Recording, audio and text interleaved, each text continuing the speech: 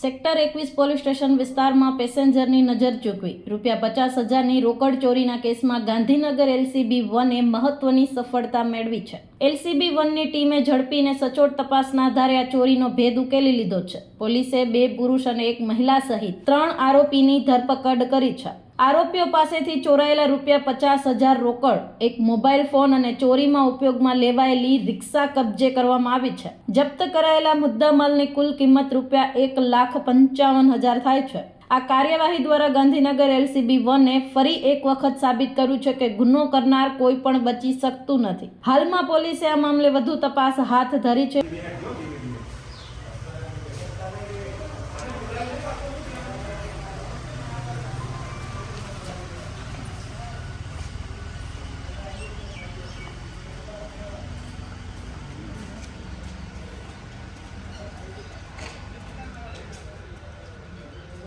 આવી જ અપડેટ્સ માટે જોતા રહો TV 17 ગુજરાતી, તમારી સાથે તમારી માટે।